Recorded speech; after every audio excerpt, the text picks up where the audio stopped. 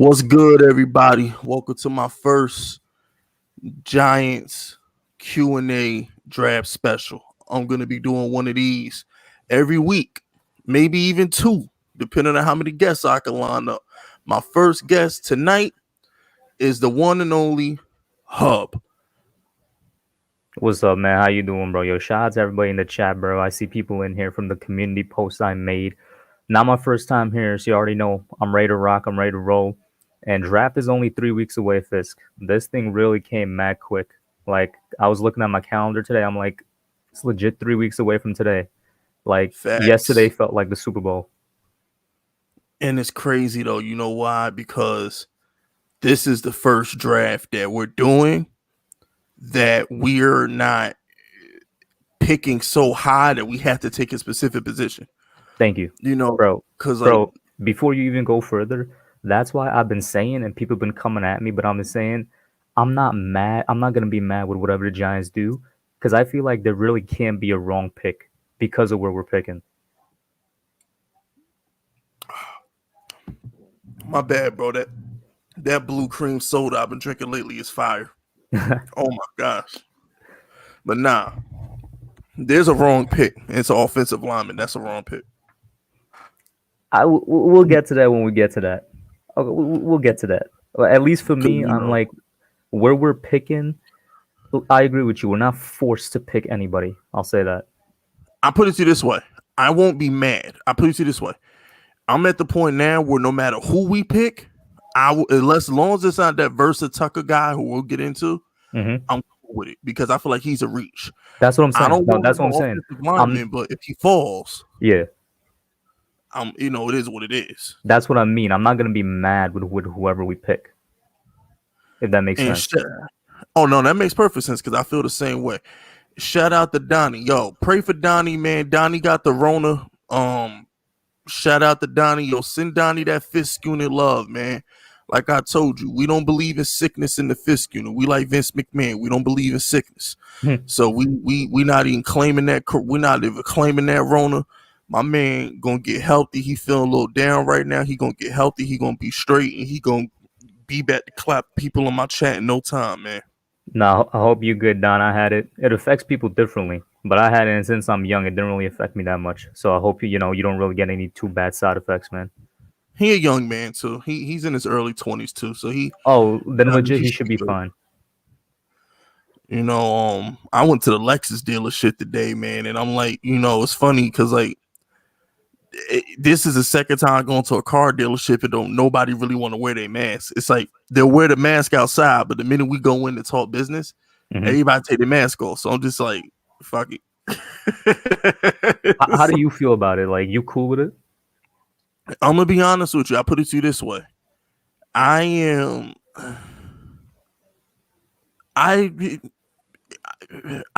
It's weird because I don't feel comfortable without it.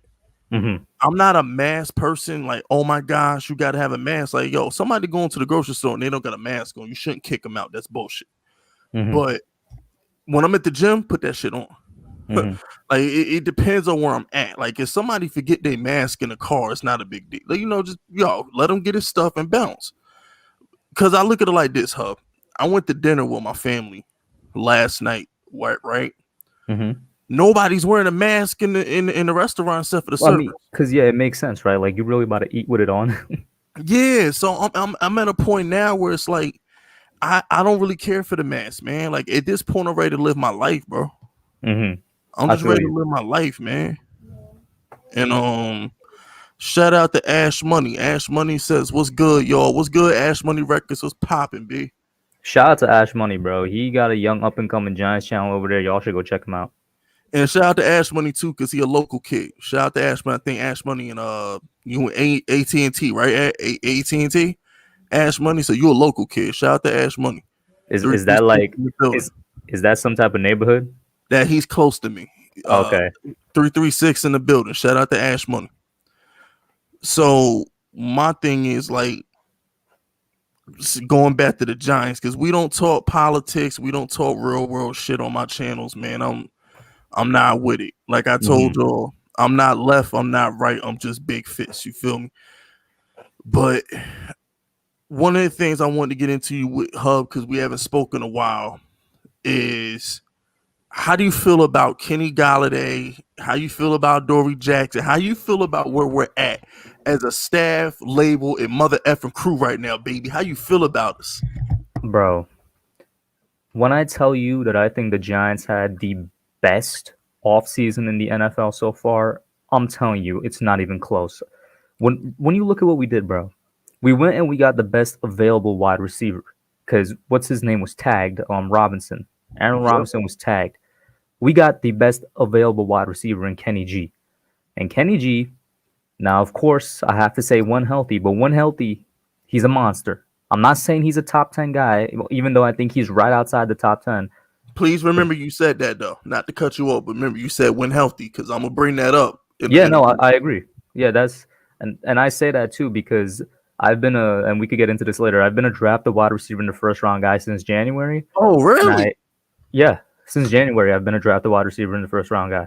And I still low-key hold it. The only way I'm not taking a receiver, and I know you won't like this, is if one of the two tackles drops to us. If one of those two tackles drops to us at 11, and I don't think they will, I think they're both going to the top 10, I'm taking them. But other than that, I'm going to draft a wide receiver in the first round guy. I have been since January 17th. That's when I made my first round out. Let me correct you. It's only one tackle. Because if we draft Slater, we're putting him at guard, which is why. Well, that's what I mean, though. That's what I mean. Yeah, but my whole thing is this: you can't take no guard at 11 when we got some. A tackle is fine. If he was guaranteed to play tackle, I'd be like, fuck it. But bro, we're not taking a guard at 11. I'm gonna say two things to you. What's to say that he's not guaranteed to play tackle? Because if we take him, I'm telling you this right now, the judge is putting him in the camp and he's saying you are gonna figure out which position you play best at, and if that's tackle, guess what? You're a starting tackle. You don't think judge is gonna do that? No, because they really do like Matt Pert and they want him to be the right tackle. I don't think so. They love Andrew Thomas. I think they like Pert, but I don't think they like him to the point where, like, if a dude literally comes in and beats him out, they're gonna, start him out of spite or something. No, but here's the thing, though. The problem is, here's what I'm saying. Hernandez is in the doghouse. He's the one who's on the outs. The Giants, I'm telling you, I bet anything on this. Nah, bro, it's Lemieux, bro. Lemieux can't pass block to save his life. He can't pass block, but he runs block. That's why they like him. Because remember, we're a power O running. I'll tell you this, Fisk. I'll tell you this. Because of how bad Will looks in comparison to his rookie year, people think that he can't run block anymore. He's still a better overall blocker than Lemieux. He still blocks better in the run than Lemieux.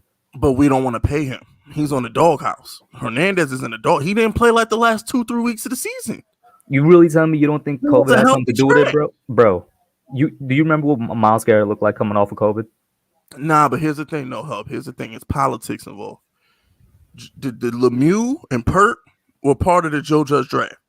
So they're willing to work with them because Lemieux was such a good run blocker. They're willing to work with him and build his pass block technique. They're willing to coach him. And Pert looked better than Andrew Thomas did half the season. Stop the cap, Fix. That second Pert part was good his first few weeks. He was good. His first few weeks. Never at any point did he look as good. I made a whole video on Andrew Thomas because of all the slander I heard. Listen to me, right? Oh, I agree. No, the slander on Andrew Thomas wasn't deserved because he was hurt. Yeah, but he played on one leg the entire year. He had Mark Colombo as a coach for the first 8 weeks. And let's keep it real. He played, when you're an offensive lineman playing on an inconsistent line, it's going to affect you. And when at one point for like basically the first 9 weeks, he was playing with an inconsistent QB, it hurts you. You got to take all that into account. And he still looked good. He still handled Khalil Mack. He still handled Chase Young. He still handled all these dudes. And real quick, because we're not done with this topic, but real quick, shout out to Raphael. Raphael says everybody better bow down to the NFC champs. You already know the vibes, Raphael. We're winning this division. It ain't even damn close. Shout out to Joseph, man. I love Joseph so much. He be in my channel all the time. And I always love Joseph Clark's thumbnail because he got the Super Saiyan Daniel Jones. I love that. FISK plus Hub equals Great Giants Talk video and vibes. You already know, man. But now here's what I'm gonna say. All right, Hub, I'm not gonna argue with you because I agree with everything you said about Andrew Thomas, so we're not even gonna argue there. Here's why I'm gonna cut the debate short. At the end of the day, you gotta understand they were just drafted last year There was no off season, and he had to fire a damn offensive line coach in the middle of the season. So what I'm trying to say is, we spent the whole draft. Pert was third, Lemieux was a fifth. We spent last year's draft on these linemen. Give them the same pass that y'all. Because here's the thing: since we've last talked, Hub, I buried Darius Slayton. I can't stand him. I said, cut him. Let's move on. So I've gotten a lot of blowback for that. People say I'm too hard on Darius Slayton. They say I need to give him a pass. So if y'all want to give Darius Slayton and Daniel Jones and Evan Ingram a pass for last year, do the same thing for the offensive line. Give these rookies who going into the second year and whole off season to get right. And guess what though? Guess what? I agree with you. The part that I don't agree with is Hernandez being in the doghouse. I agree with everything you just said. I completely think we could give them a chance, and yeah, they could work out. Of course, it could go either way. But the one part I was arguing against initially was the Hernandez thing.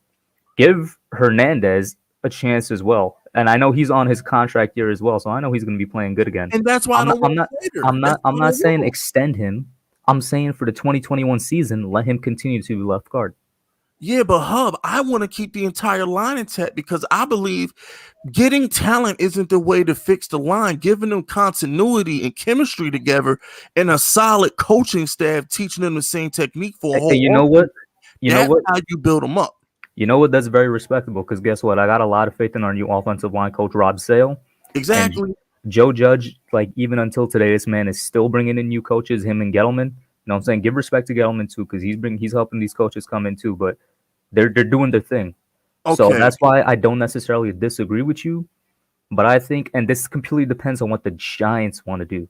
If the Giants want to immediately, and I mean immediately fix up that line, if and only if Rashawn Slater is there, because once again, he's going in the top 10, but if he drops to 11, he's the pick.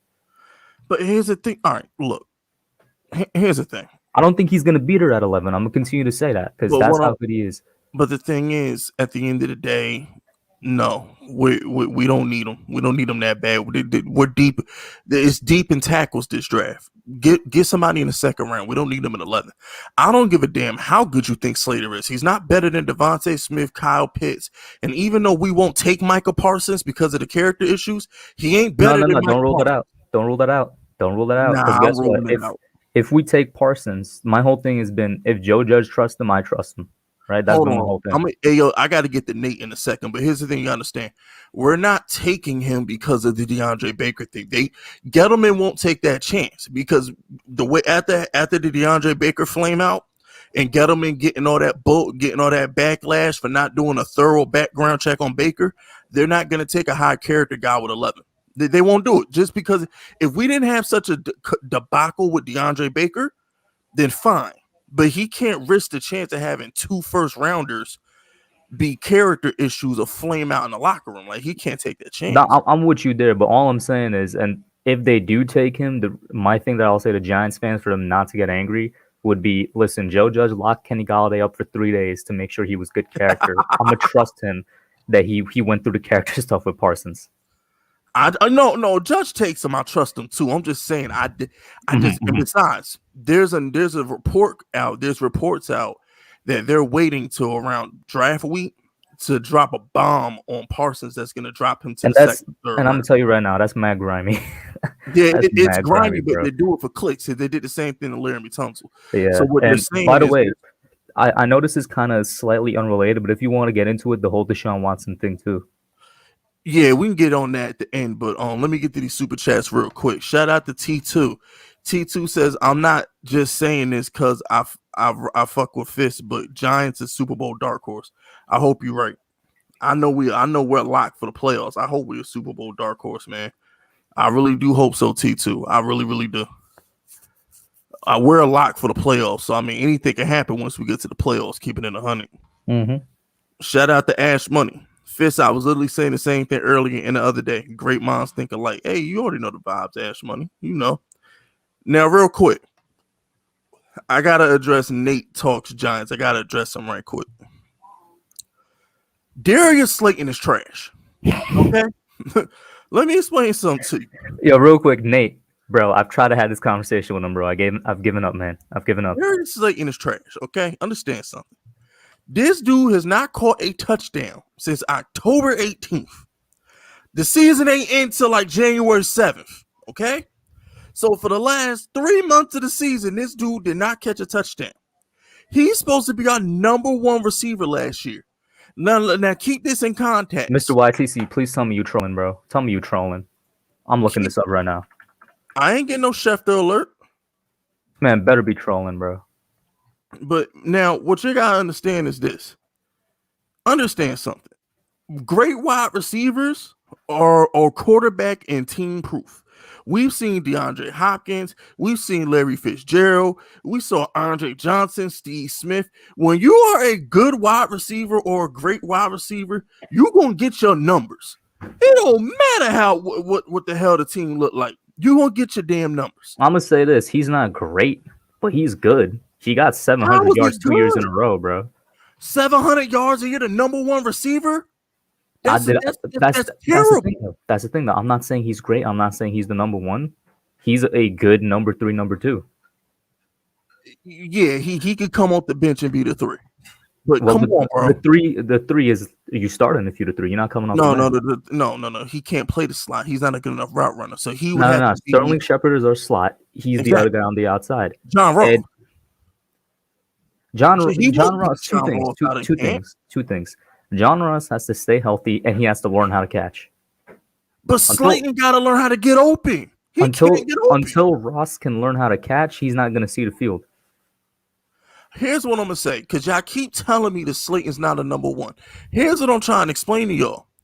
Y'all act like when he go to the number 2, he's good enough to beat those corners. He ain't good enough to beat the second corner either. That's the problem. Nah, he is, bro. Come on. Gosh, he can't run routes. He can't get no separation. You really telling me he can't beat second corners? Bro, second corners are elite. Most teams have a good second corner. All right, I'll say this.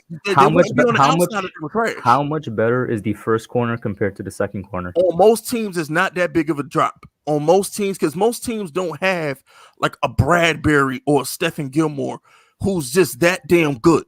Most teams, their corners are damn near equal. Most teams are like that.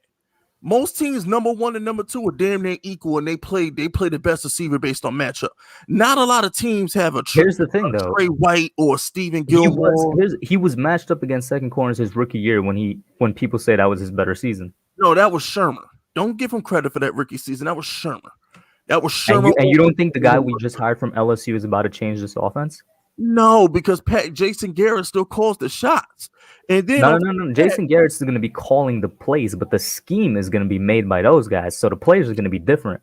Yeah, but here's the thing, though. You're still Freddie Kitchens. It's all right. It's Russ Callaway about to be making the scheme, and then because it's it's going to be slightly different, probably majorly different, depending on how much he wants to change, because he was the one making the scheme for Joe Burrow. The players are going to be different. Hold on, time out. If you think for 1 second they're gonna go in there and undermine Jason Garrett, stop. I do, because they did it with Colombo, and bro, literally all the hires that we're seeing are replacements for guys that were not Judge guys. That's why they're still hiring coaches to today. Yeah, but here's the difference though. When it comes to somebody with his stature like Jason Garrett ain't got no stature anymore in the Giants building, bro. You heard the way Mara was talking about him in the press conference. I get it, but the difference is Colombo is a Randall. Jason Garrett has been a head coach for 10 years and has won a playoff game. I hear you. Sit there. I hear you, but how much standing does he have in the building, bro? Yeah, but it doesn't have much. Fire him. Don't cause any unnecessary drama. That's what I'm trying to tell you. If they go in there and take the power away from Jason Garrett, he's gonna be like, wait a minute, what? So, and it's gonna cause an issue. If you're gonna go there and try and rebuild his scheme, then fire him. Don't just have him out there clapping and calling plays for Daniel Jones like they did in Dallas. That's all. I mean, I agree with you, but that's why I also think this man's gonna be gone before the season ends. That's one of my bold takes. Oh, nah, the offense is going to be too good, man. Saquon's back. Kenny Galladay's out there. Hopefully one of them Bama wide receivers is going to be on the opposite side. Nah, offense gonna be too good, man. It's gonna be too good. Shout out to my man Hakeem Delph. Yo, Delph, what up? I don't think Watson is going to play this year. It's sad what's happening to him. I don't know why anybody would need that massage. All right, here's the thing. We're going to touch on this briefly because this is a Giants channel. So I really only like addressing Giants stuff on here. But here's what I'm going to say about Deshaun Watson. He's guilty, he's stupid, and he deserves whatever he gets. At the end of the day, two things can be true. Just because he's getting set up by the Texans, because the Texans is setting him up. Let's not act like the Texans ain't do this on purpose. Yo, can I say something real quick on that, by the way? I think because we can't ignore the fact that it's fishy that the lawyer using is neighbors with the Texans owner. Mm-hmm. So I'll say this. I think with the way it's looking, he's probably guilty. But what this tells me is that the Texans owner knew about it and he just kept it on the wraps because it was helping him. And now they're outing him out. Yeah. The owner, your franchise knows everything they know where the bodies is buried, bro. If he never demanded a trade, we never hear about this story. Mm-hmm. So we know Deshaun is guilty. They did that to keep him because guess what? The 49ers traded up the third. They didn't want to do it anymore. The Panthers traded for Darnold. They didn't want to do it for Watson anymore. Mm-hmm. Watson's losing endorsements. And guess what? Goodell's going to suspend him 6 to 8 weeks.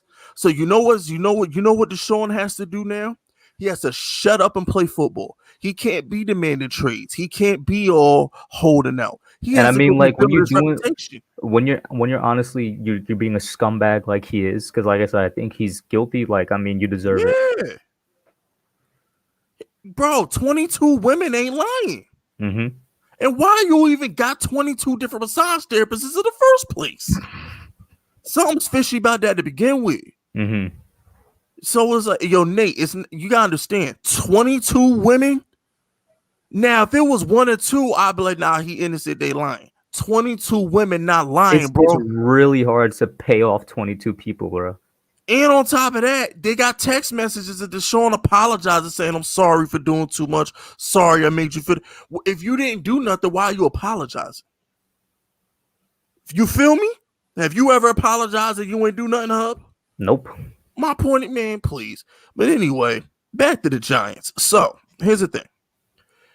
You and I normally agree on everything Giants except for the wide receiver position. You and I look at wide receivers just completely different. Now, I mean, I don't get it twisted. Like I said, I've been draft wide receiver in the first round since January. Which brings me to my next point, because talking about Darius Slayton, it annoys me. So, let's forget about him for a second because I don't think he's on the team past 2021, to be honest with you. So, I look at it like this. Let me get the Mike Nix super chat before we do the wide receivers. Mike Nixon, appreciate the donation, bro. He says, yo, what's up, Kush? I want to ask you and FISK, what do you think of Micah Parsons? We kind of just spoke on Parsons. I personally don't think we're gonna draft him because I don't think Gettleman wants to have egg on his face with two first round picks with character issues. Because remember what happened with DeAndre Baker. Gettleman ignored the fact that he was lazy. He ignored the fact that he only did 2 workouts the entire offseason, which was his pro day in the combine. Gettleman ignored a lot of stuff, and he still took them. So I don't think he would take the chance on Parsons just because he doesn't want to look bad twice. And I agree with Nate, by the way. Nate's been on my channel several times, and we talked it over. I agree with his comment there about Micah Parsons. He said what? He says, call me crazy. His concern is more with the on-the-field problems rather than the off-the-field problems. Oh, that he can't cover? He fast but can't cover? Because here's the thing about Micah Parsons. Basically, the rundown, he's going to be your perfect 4-3 outside linebacker. He's not going to be what the Giants need him to be, which is that secondary middle linebacker that can cover. And a 3-4, yeah. And he's also not going to be a 3-4 edge rusher. Like, don't get it twisted. He's the best defensive talent in the draft. He's just literally not going to fit on this defense anywhere. He needs to go to a 4-3. I agree. But athleticism like that. Yeah, the talent, sometimes who knows? Maybe he comes it over. And shut up. And my whole thing is this: you can't. What if Patrick Graham gets a job next offseason? And then the next guy we bring in is a 4-3. So I mean, we did hire a couple of defensive assistants. Like I said, we're hiring with plans for the future. I could see it.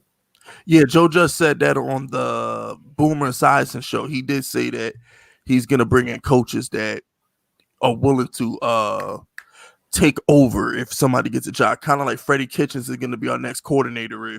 No, I think it's gonna be Russ. I think it's gonna be the dude we got from LSU. I think he's gonna be the next offensive coordinator. I really do. Because he came in and he got that senior offensive assistant position. I don't know what none of that stuff means. Senior executive. That's basically what I was saying earlier. He's gonna have a big role in actually making the offense. That's why I think he's gonna get the job. Anything's better than last year. I'll put it to you that way. How about that? Mm-hmm. Anything better than last year. Anything to make Jason Garrett stop throwing curls, I'm with it.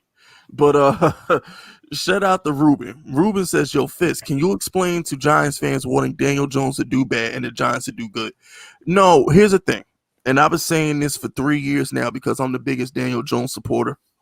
Giants fans don't want to admit that they were wrong. See, here's the thing. Giants fans give fans in general, too, and the media. Yeah. Giants give Saquon every pass in the book because they wanted him at number 2. That's why Saquon can tear his ACL. Saquon can get like negative 13 yards versus Pittsburgh or whatever the hell he had. He can do stuff like that and get a pass because Giants fans wanted him with that second pick. When it comes to Daniel Jones, they didn't want him. They wanted Josh Allen, the linebacker Josh Allen. Like, they didn't want him. They wanted anybody but Daniel Jones at that 6th pick. So what it is they want the Giants to win, but they still want to say, yeah, Daniel Jones, you were the wrong pick. You suck, whatever. Like, they don't like him because they didn't want him. You know what I'm saying? So it's like, and the same thing goes with the media. The media doesn't want to admit that they were wrong about Daniel Jones either. It's a lot. It's the same thing with the whole media. The media, they really don't want to admit that DJ and Kyler Murray are closer than they wanted to paint the picture. Oh yeah, you know what else they don't want to admit too? They don't want to admit that Daniel Jones is technically speaking, Daniel Jones is better than anybody in this draft. And let me tell you why. Even Trevor, you would say that? Yes. You know why? You know why Daniel Jones is better than Trevor? Why?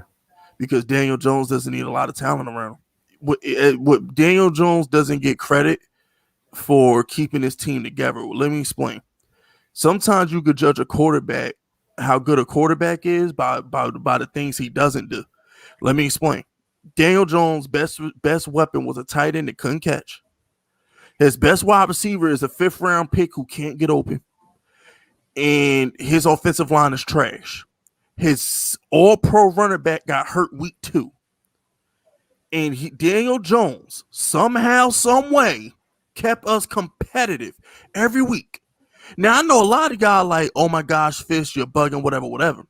But you know the difference between Daniel Jones and trash quarterbacks, ladies and gentlemen?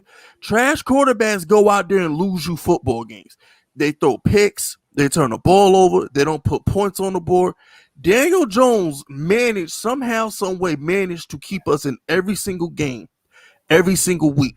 We never went into a game with Daniel Jones and said, oh my gosh, he's got 9 yards at halftime like Trubisky.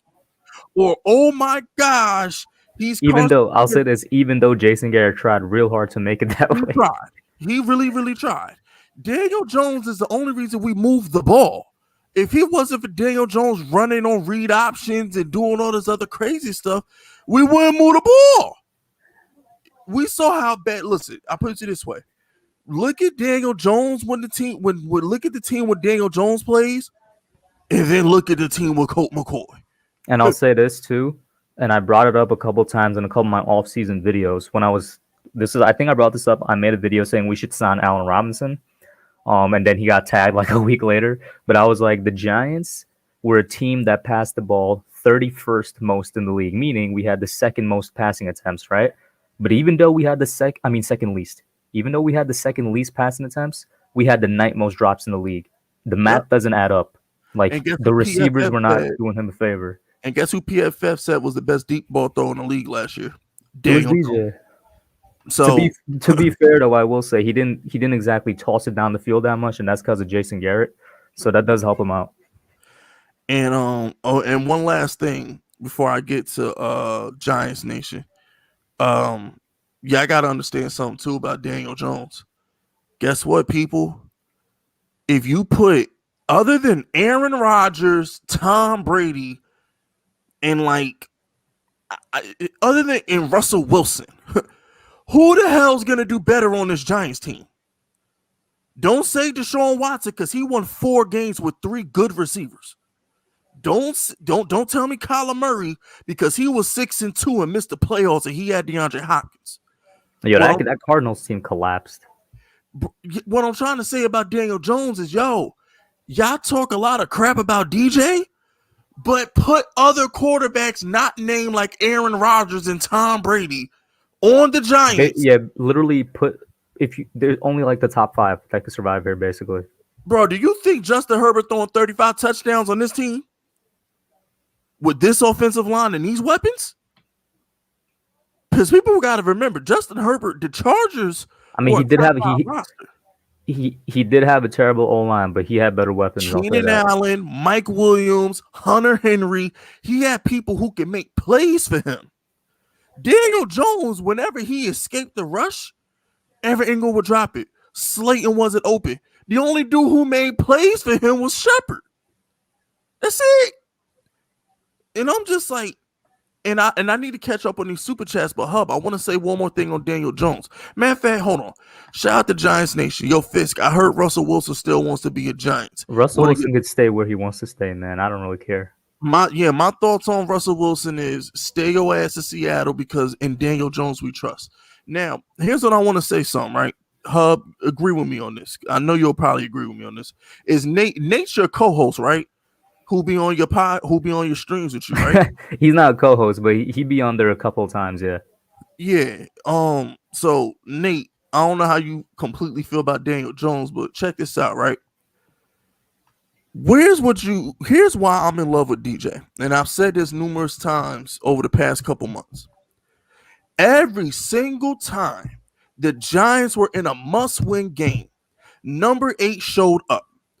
Go back and document it. We should have beat the Cowboys. We got screwed out of 3 touchdowns. Go and look at the game versus Washington. We were 0-6. We beat the Washington football team. We were 0-6. Thursday night football versus the Eagles. He threw the damn game-winning pass. Everett Engel dropped it. Okay? And then the defense just collapsed. Whatever.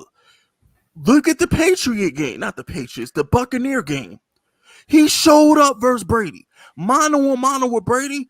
Daniel Jones put the ball in the end zone for the game. He missed the 2-point conversion throw that picked up the flag, whatever. Game 2 versus the Eagles. He whooped that ass. The read option where he gave the safety the 1-2 juke in the open field, Daniel Jones did that. We hadn't beaten the Eagles in years. Second game versus Washington for the division lead. Daniel Jones whooped that ass, was throwing touchdowns to Austin Mack, an undrafted free agent.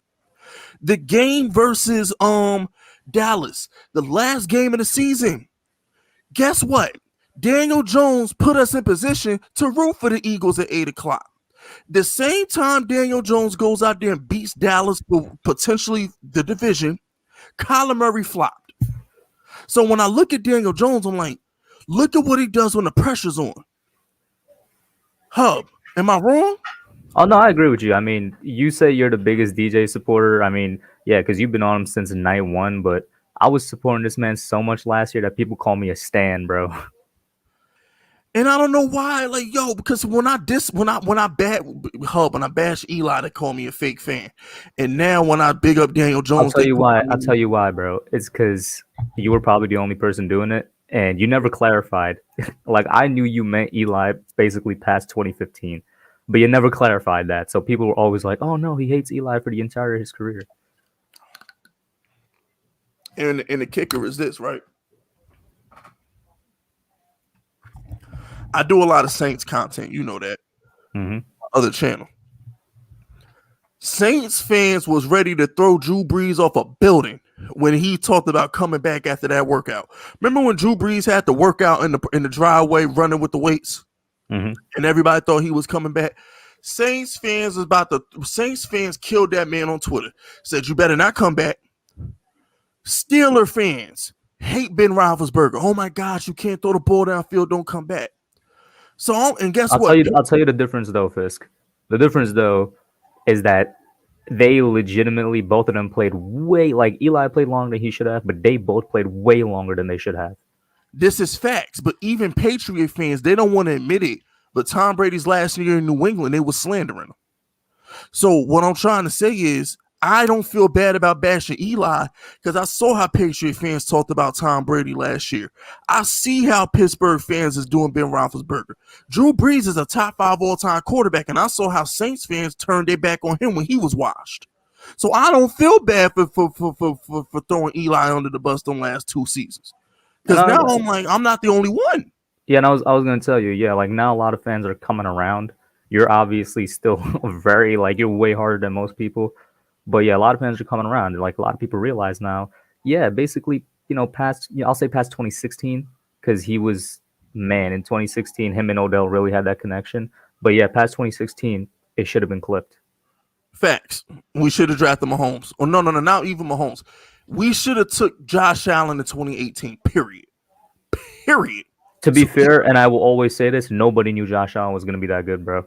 Even Sam Darnold, because Sam Darnold was supposed to go number 1 in that draft, but Baker Mayfield just came out. I'll stick with Saquon over Darnold. But if we knew Josh Allen was going to be this good, then yeah, I would have taken Josh Allen. But here's the thing with Sam Darnold, though. I think Sam Darnold can be. I think he's going to be great in Carolina. I think what killed Sam Darnold. I think he's going to be good, not great in Carolina. I think he's going to be Jets good. Killed the kid. 100%. He hit everything offensively for him is upgraded in Carolina. Because he makes throws like Sam. Real quick, hold on, time out. How we got 150 people in here, but I got 65 likes? Y'all know better. Y'all know better. I'm not saying another word till I get 100 likes. I refuse. I'm about to get where my root beer at. You know what I'm saying? Where my strawberry cream pie. Pass me a cream soda through the mic, bro. Yeah. You want the blue one or you want the root beer? Let me get the blue one, bro. Yeah, I'm gonna give my man Hub a blue cream soda because we not talking nothing Giants till I get 100 likes. I ain't gonna have 150 people on my stream and I ain't got no 100 likes. That's disrespectful. And you know, I'm sitting here, me and Hub sitting here giving y'all top shelf content.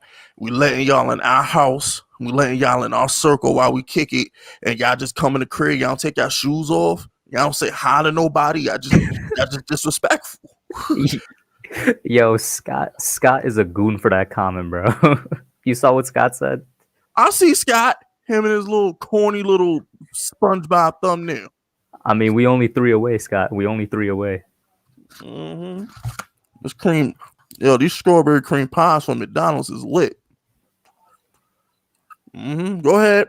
Give me 4 more likes. Y'all can do it. 4 more likes, and we will continue with the Giants content. There it is. It hit 100 on my end. All right, bet. Now, shout out to Hakeem Delph. Shout out to the FISK unit for getting me to 100 likes. You know I love y'all. Gotta be hard on y'all, but you know I love y'all. Hakeem Delph says, I don't understand why the Giants won't go after Odell. Saquon Barkley recruiting him heavy. What? We don't need that. We got Galladay. We don't need that. I mean, Hakeem, I respect you as a Giants fan, bro. But really, let's keep it real. Are we really going back after Odell? For real? There's no need. We don't need that. There's really no need. And also, I mean, listen, what we need right now.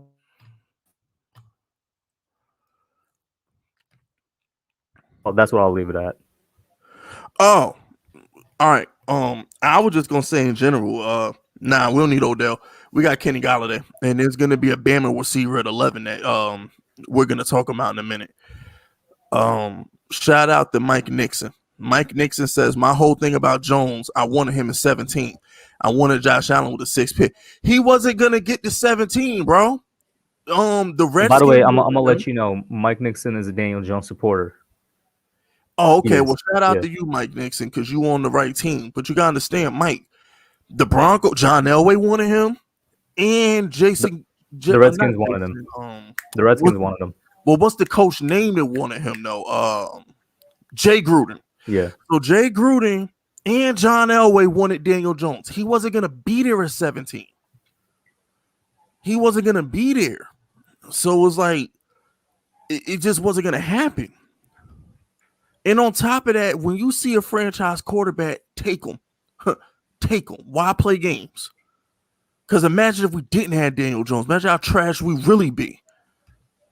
Now Eli might still be playing. God help us all. God help us all. Eli might still be our quarterback if we ain't take DJ. This is why people come at you, bro. You're not specifying which. There was 2 different Elis in the career, bro.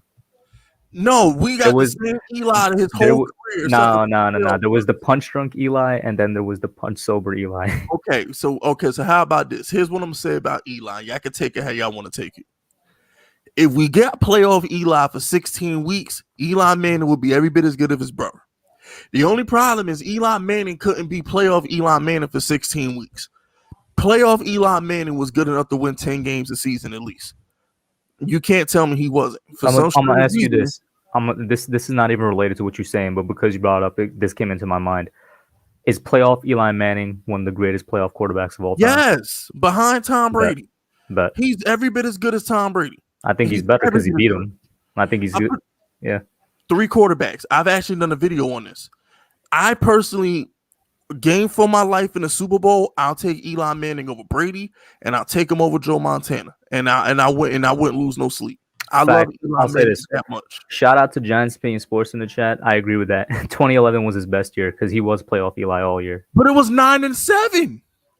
That's what I'm trying to say. I'm telling you right now, if he wasn't playoff Eli, we probably would have won 4 games, bro. That Giants team was not good. He was 17 yards from 5,000. Mm-hmm.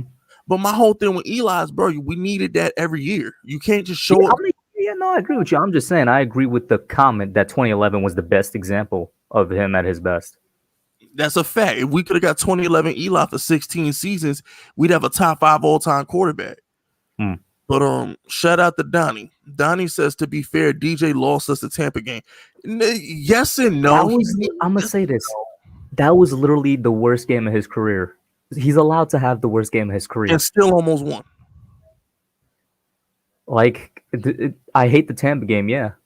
But I'm it's literally the only game where he didn't show up. So I'm going to let him have it. He's allowed to have a game where he doesn't show up in his career. Yeah, but y'all saying he didn't show up. But my thing is this.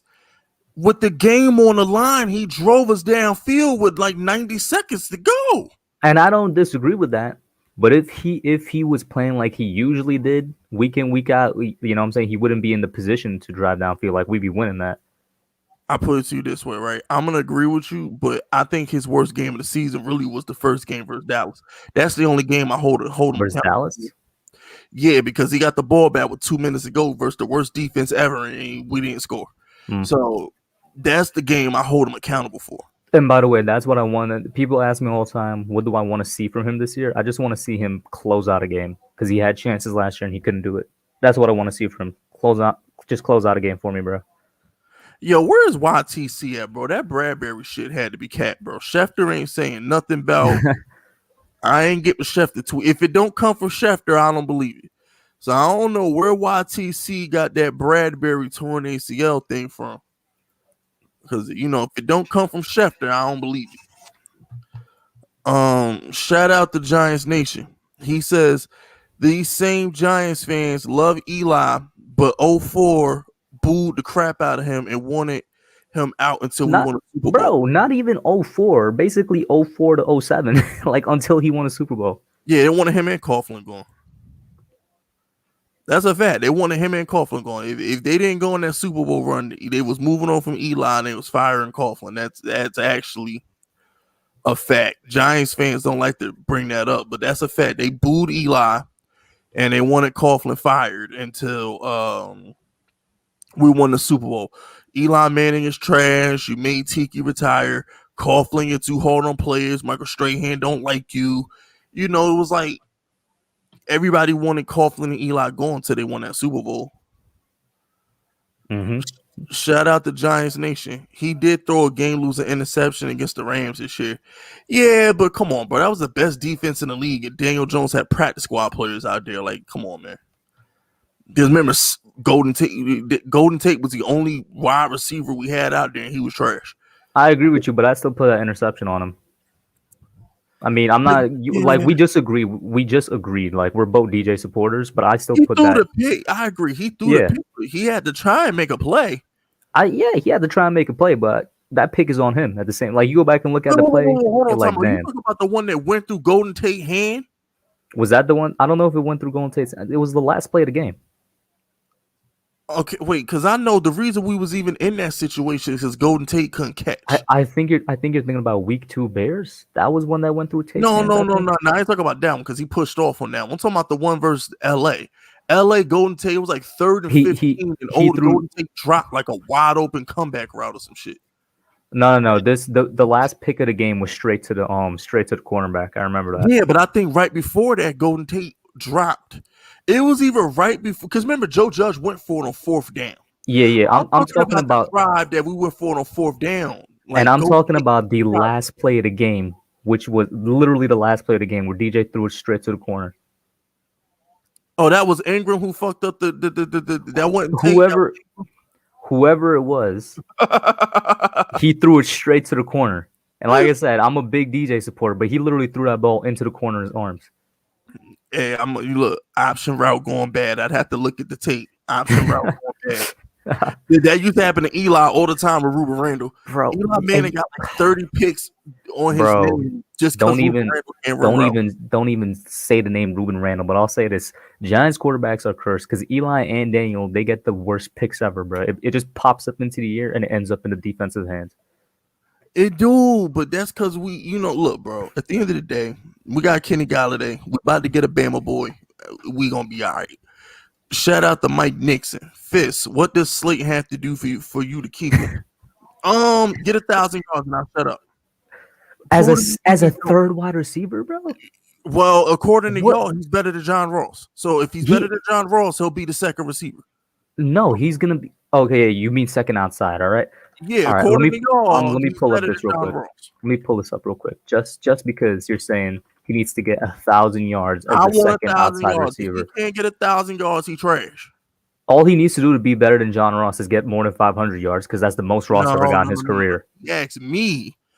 He asked me what I would have to do to keep Darius Slayton. Listen. FISK don't like Slayton. This is not a secret.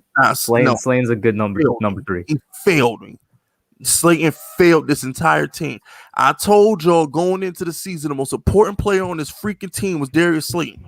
I specifically said, I'm sorry you had way too much faith in him. You were like one of the only. You can't win without a number one, huh? Bro, you were like one of the only people that thought he was a number one. I don't know why people thought he's a 5th round pick. I didn't think he was not going to be. I said he had to be the number one because they didn't want to draft a receiver. You can't force a non-number one to be a number one. Hub, you're preaching to the choir, which is why I ran it and had a whole live fire. So why you blaming Slayton? That's not his fault. That's not his fault. Life is about expectations, okay? And you put way too much on this kid. No, I didn't put no more expectations on him than the Giants did when the Giants passed on every wide receiver in the first 3 rounds because they thought that Darius Slayton was nice. It's because listen. I agree with you, but they didn't do it because they thought Slayton was nice. They did it because they thought Tate was nice. No bullshit. They saw them 10 touchdowns. That what did Slayton have? 7, like 8, 9, 10 touchdowns. They thought Slayton was gonna break out this year. They really did. They thought Slayton was gonna be because he's got burners. He's 6'2", 6'3". He's got all the traits. He just sucks. You took him away from Pat Shurmur, who schemed him open every damn week, and he sucked. This Pat Shurmur had randoms like Tim Patrick looking good in Denver. Once I saw Tim Patrick balling for Pat Shurmur, I said, Slayton, you are trash. He's a good number 2, number 3, bro. That's all bro. He's I don't know how you can't see with Kenny Galladay next to him how him as the 3rd receiving option is not going to be good. He's not going to be a 3rd receiver. Now he's either going to win the number 2 job or he's going to ride the bench. He's either going to win the number 2 job or he's going to ride the bench. He don't got the route running skills to be a 3rd option. The 3rd option goes. I'll tell you this. If we draft the wide receiver 1st round, which once again I've been since January, obviously he's going to ride the bench. Yeah. If we don't, if he makes the team, if we don't, It's literally going to be between him and Ross. And I'm taking. No, it won't. You know why I won't? Because I guarantee within the first 3 rounds, the Giants will draft a receiver. And that wide receiver. You know what? You're right. Within the first 3. Yeah. Within the first 3 rounds, we're taking a wide receiver. And I promise he'll be better than Slayton. And I'll say this. If we take a wide receiver, even in the second, I like him over Slayton because there's multiple wide receivers in the second that I absolutely love, which is why going back to earlier when I was saying if and only if Slater drops to 11, I'm comfortable with taking him because there's gonna be wide receivers in the second round. We're gonna talk about the 11th pick. Well, let me get these last couple super chats out the way, and we're gonna deep dive into the 11th pick. Shout out to Deception. The best way to improve this young O-line is to get a weapon that strikes fear in defenses, make them put more in coverage, and not pin their ears back. Deception, I agree with you wholeheartedly. Make people rush us before and see what happens. The only reason I disagree with that is because we did that in 2016, and it didn't really work in the playoffs. That don't count, bro. Eli was washed. That don't count. I mean, a washed quarterback led us to 11-5 then. Hold on, that was defense. Eli was washed, and all we had was Odell, which is why Giants fans. Hold on, shout out to Giants Nation. Who you hate more, Barber or Randall? I'm gonna go Randall because at least Barber gave us literally the best years of his career. But I hate Tiki the person though. Yeah, Tiki the person, he's trash. He's grimy. He's petty. Yeah, Tiki the person is a piece of shit. So I would have to go with I hate Tiki more. But let's get the grass tacks. Now, here's why we need to take a wide receiver at 11. Shout out to Deception for bringing this up. Here's why we need to take a wide receiver at 11. You preaching to me or you preaching to the chat? Because I've been wide receiver at 11. A lot of Giants fans want a freaking lineman. So this is why I'm trying to explain to y'all. We just had the best receiver in the league. Well, second best behind Antonio Brown. We had a top 3 wide receiver in the league for 4 years, right? What did the Giants do for 3 of those 4 years? They kept trying to get him a number 2 receiver. Whether it was Brandon Marshall, drafting Sterling Shepard, all they tried to do was get him a number 2 receiver, right? What are the Saints? The Saints have been trying to get Michael Thomas help for years. What does Aaron Rodgers want in Green Bay? Help for Devonta Adams. What I'm trying to say is this, Giants fans, just because we got Kenny Golladay don't mean we don't need another receiver, because all the teams with top 5 receivers either want a number 2 receiver or they have Calvin Ridley. They have Travis Kelce to complement. You got to have. And I agree with you. FISK, I agree with you, which is why going back, and I said this early, if we don't go wide receiver at 11, I'm not going to be mad because I know we're going to go wide receiver at 42. And there's going to be a guy there that's going to be a great number 2, even potentially a number 1. But the thing is, but here's the thing, Hub, it's bigger than that. Because I have a feeling that Devonta Smith or Jalen Waddle is going to be there. Oh, so do I. Trust me. So do I. So I'm with you there. I'm with you there. I think both Smith and Waddle are going to, I've been saying that for months. Both of them are going to be there at 11. And you can't pass on them. I don't know which one you take. I mean, we'll get into it just now, whenever, but I think both of them are going to be available. Rank your wide receivers. My top 3? Just your top. Yeah, well, we can go top 5. All right, my top 5. Jamar Chase. I think he's head and shoulders above the rest. I got Jalen Waddle at 2, Devonta Smith at 3, Rashad Bateman at 4, and Terrace Marshall at 5. You don't like the guy from Florida? Tony is my 6. If you're talking about him, I have him behind Marshall though. So I'm gonna go. My number 1 is gonna be Devonta Smith. My number 2 is gonna be Waddle. My 3rd is gonna be Chase. 4th, I like Bateman, and 5, I like the Tooney kid. Mm-hmm. Because the reason why I'm not as high on Jamar Chase as everybody else is because my favorite wide receivers are Torrey Holt, Marvin Harrison. I love Reggie Wayne to death. Antonio Brown is probably one of my all-time favorite receivers. You know what all those wide receivers have in common? They're route technicians, and they make it look easy. That's what I see out of Devonta Smith. Everybody's talking about this kid's his frame. I'm like, bro, he runs routes like an angel. You gotta take that. So does Waddle too, by the way. I mean, Smith is probably the best route runner in the class, but in my opinion, Waddle's not that far behind him. He's not, and that's what I said. Like the Bama boys, we gotta get one of them Bama boys at 11 because one of the Bama boys will be there. When I see Jamar Chase, all I see is Hopkins. All I see is Hopkins. Trust me, FISK, he's gonna be better. Jamar Chase is going to be the best LSU wide receiver to come out in a long time. 30 catches a season. He's going to be better. He is. Well, he ran a 4.3, so he's already faster. So that's got to go somewhere. But everybody ran a 4.3 this year. I don't know. They might be lying on the combine, bro. Because the pro days, yeah. 4.3 this year. That's why when the combine got canceled and then we realized we were going to rely on pro days for guys like me, I'm like, yeah, I'm taking all of this with a grain of salt, but. We said all the time, game time is better than 40 time. Jamar Chase's game time is more than good enough. I mean, and then he ain't played, and then I don't like the fact that he hasn't played in a year. I don't know. Like my whole thing with Jamar Chase, I just feel like he had Justin Jefferson. Well, don't get it twisted. Justin Jefferson had him, not the other way around. Jefferson was the number 2. You can't tell by the way he. Well, okay. So yeah, you can. Justin Jefferson was the number 2 in that LSU offense. Hold on, no. I'm not saying that. What I'm saying is this. So you saying Jamar Chase is going to be as good as Justin Jefferson in the pros? I just said he's going to be the best LSU wide receiver to come out in like 10 years. Oh, boy, Justin Jefferson is different. Jefferson is different, but that's why I like Jamar Chase so much because Jamar was better than him. Right?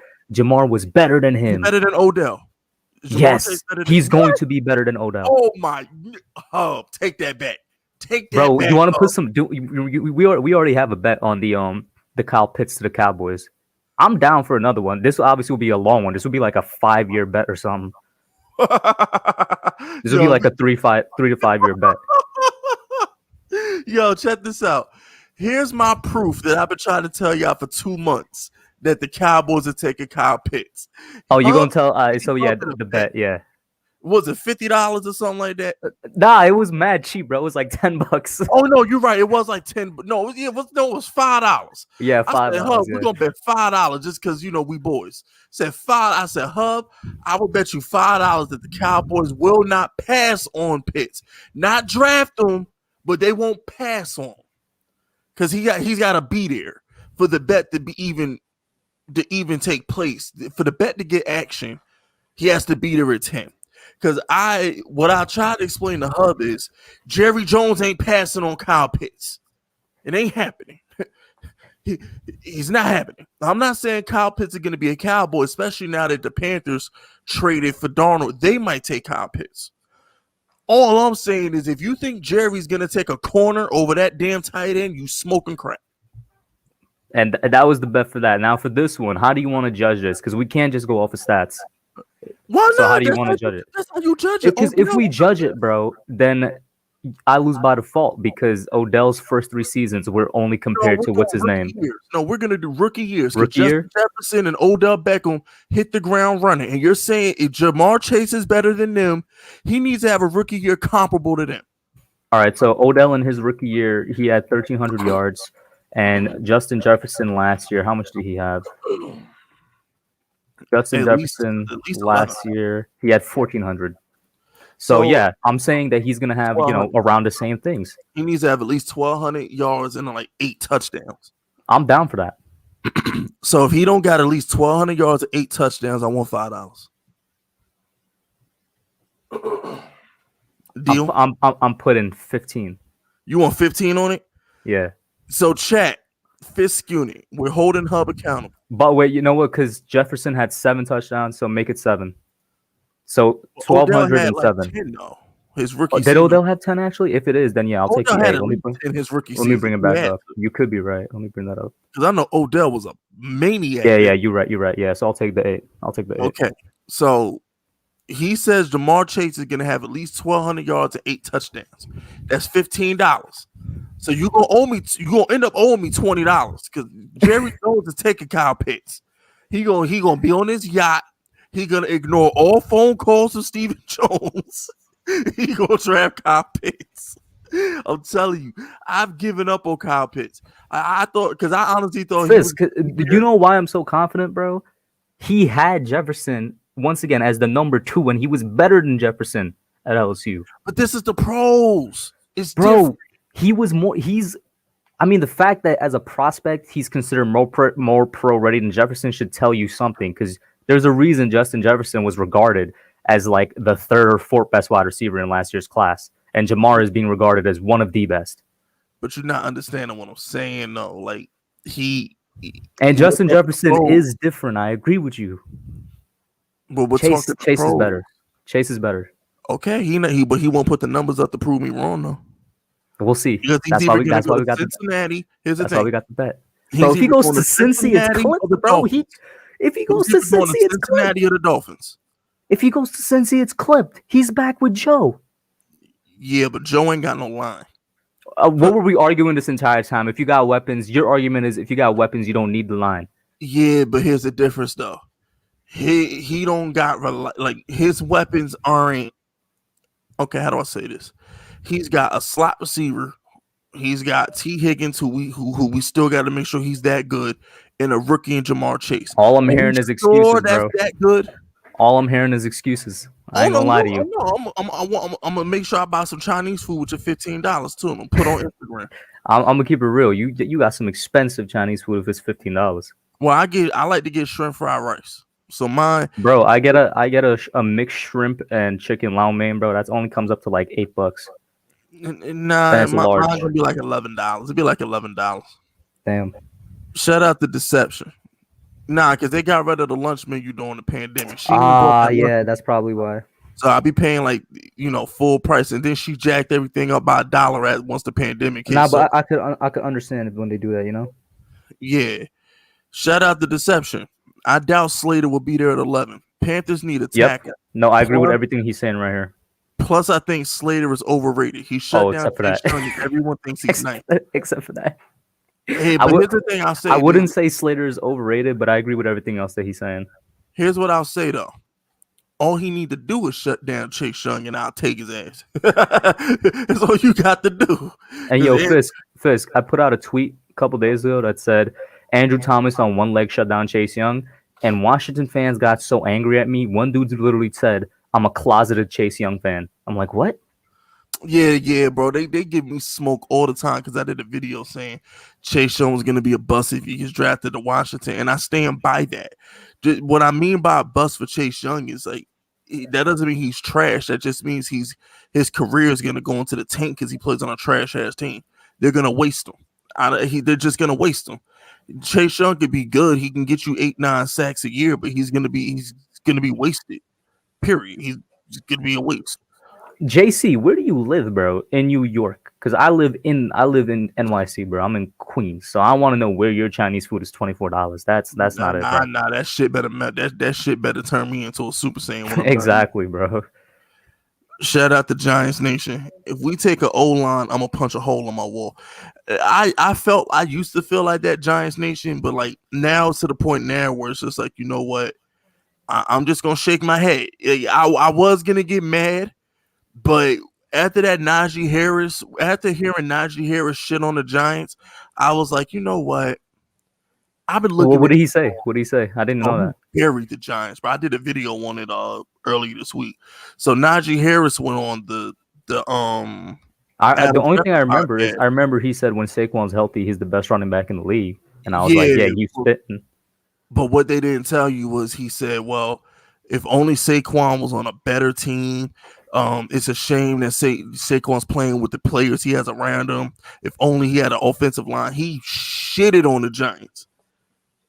He shitted all over the Giants. He says he doesn't have an offensive line. Look at the players around him. If only he was on a better team or a different team than the one he's on. Oh, he shitted on us hard. Damn, and I like Najee Harris too, man. He's a good running back. I liked him too, but I had to say fuck him after that. Yeah, I feel you. But shout out to my man Butters.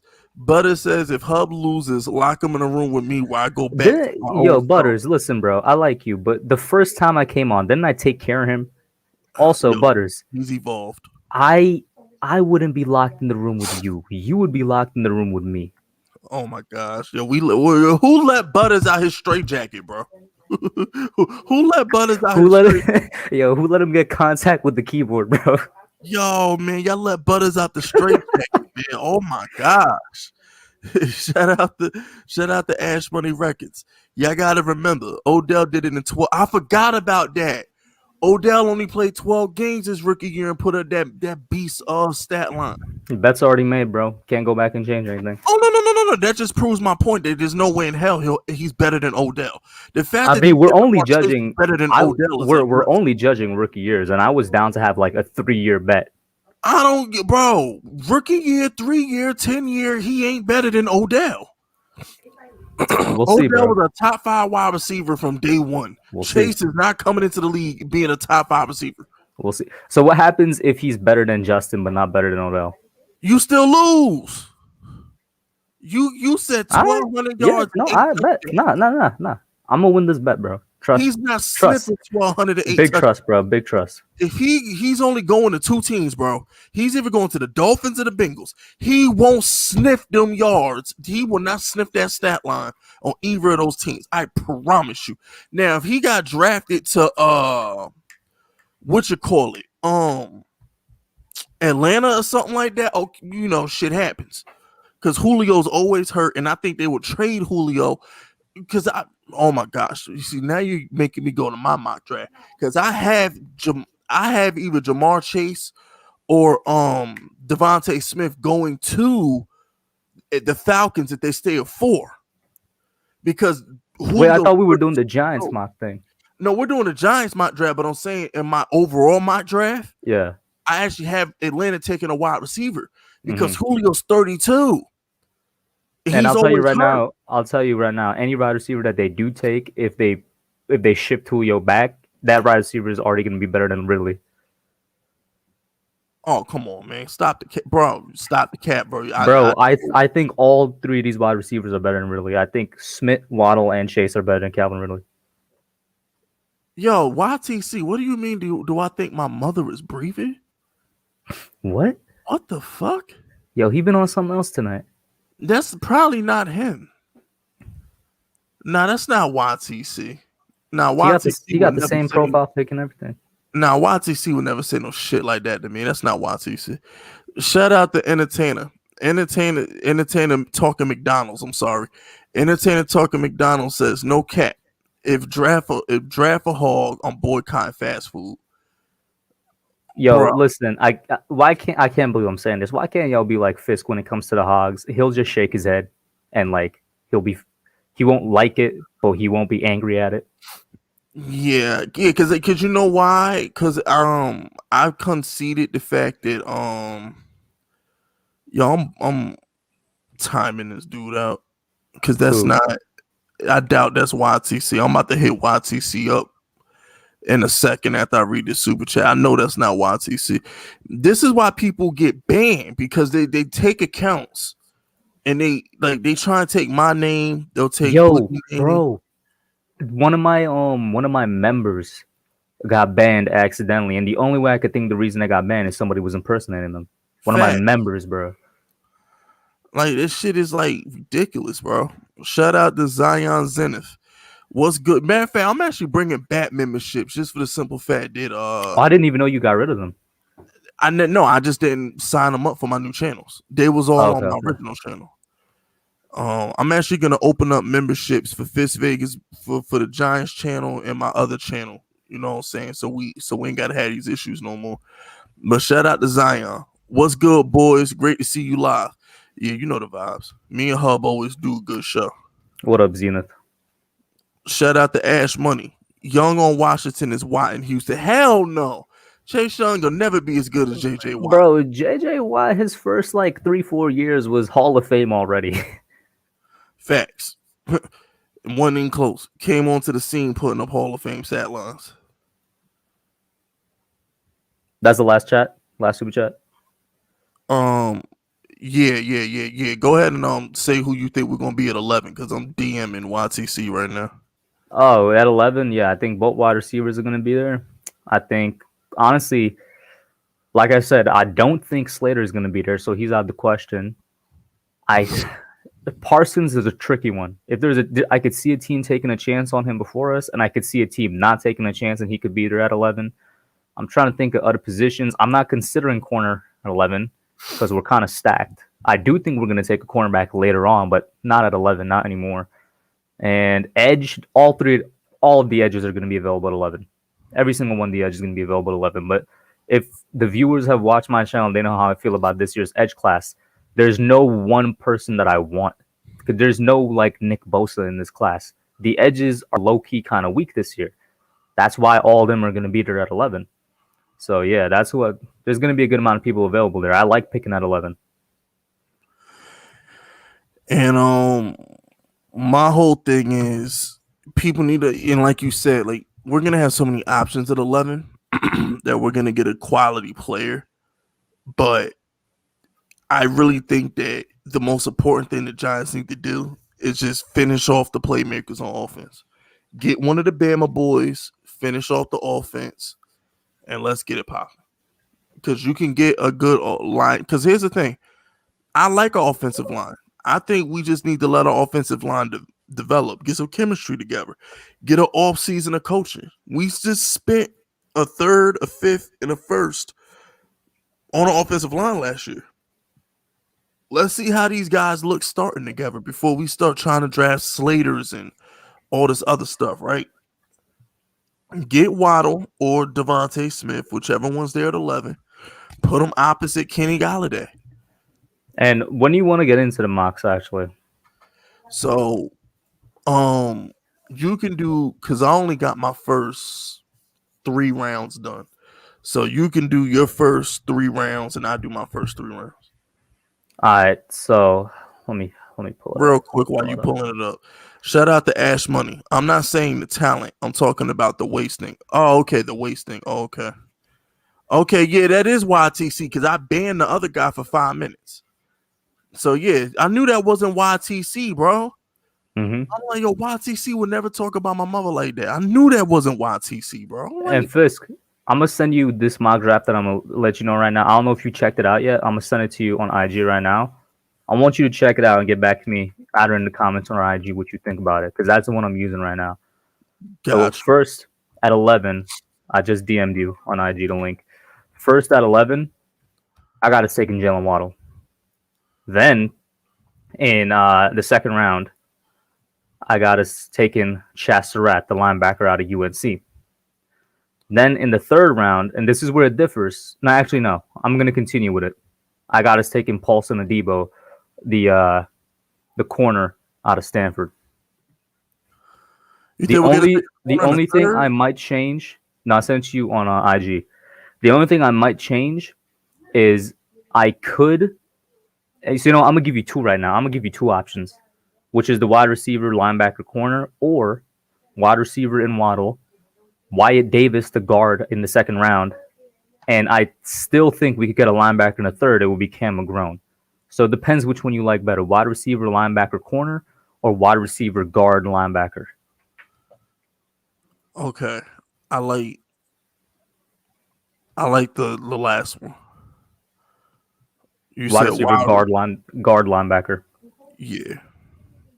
I like that better because I really feel like we need a guard. I think Pert is fine at tackle. So we need a guard. And I feel like we can get a guard in the second round. And I think we should take a linebacker in the second or third round too. Because my first 3 are gonna be, I'm just gonna say wide receiver.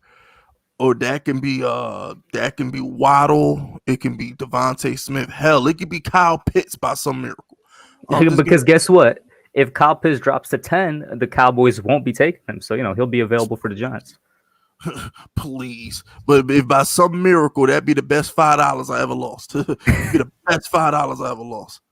So if by some miracle, I'm just gonna say offensive playmaker. So that could be Devonta, that could be Waddle, that could be Pitts, be one of them. Number 2, I want the tight end from Penn State in the second round. I know he's projected to go to the Bills, like you was telling me before we went live. But if we can get him, he's the only tight So end that if can. we take Kyle Pitts, you still want him? No. If we get Kyle Pitts, then just take the best guard available. Mm-hmm. I'm still working on my mock, so I'm not sure who the best guard available would be. I guess the guy you want. Yeah, Davis. Davis. I'm looking at your like draft. He's good, and the one you're looking at because doesn't have Davis. With the, it doesn't have Davis in it because I did that like last month. But my updated one, I'm gonna try and get out right before the draft. It's gonna have either Davis or whoever realistically could be there, at the guard or just interior O line. Got you. And then I wanted Dylan Moss from Bama with the 3rd pick and linebacker. Mm-hmm. So Dylan Moses, I'm sorry. So those would be my top 3 right now. And then fourth, I'm probably gonna take best running back available. I gotta look and see what running backs would be available to us in the 4th. Isn't there a guy coming out of Michigan who's supposed to be good? Oh, Michigan. I don't know why I'm blanking, but the one that's most popular in the 4th round right now is Trey Sermon out of Ohio State. I do think, because I think once the 4th round hits, I think that's when we should go running back. Just to get I'd honestly be comfortable. Policy for Saquon. I'd honestly be comfortable if we get this guy Elijah Mitchell out of Louisiana. He also played he played at the same school that Rob Sale, our offensive line coach, played at. And Rob Sale was not only the offensive line coach for Louisiana, but he was the offensive coordinator. So he used to pound Elijah Mitchell into the ground. And Elijah Mitchell, he's just a good running back. He could go anywhere from the 4th, 5, or 6. Okay, see, I gotta now. My whole thing is can he catch and block in the backfield? He's a good receiving back. Yeah, he's a good receiver. He's not the greatest, but he can do it. He can do it.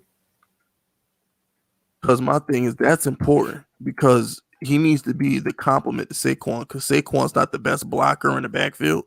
So we need a running back that can block in the backfield and make and catch and play basically slot receiver / outside receiver. If we motion him out there, we basically need, in my opinion, Saquon is going to be 1st, 2nd down guy who bangs in between the tackles. I would like to get a compliment to him, kind of like they do in New England. We can use Saquon as like our LeGarrette Blount, and then we can have our James White, Shane Vereen guy on 3rd down. I don't think we're going to use him like Blount because Blount was just literally that power back.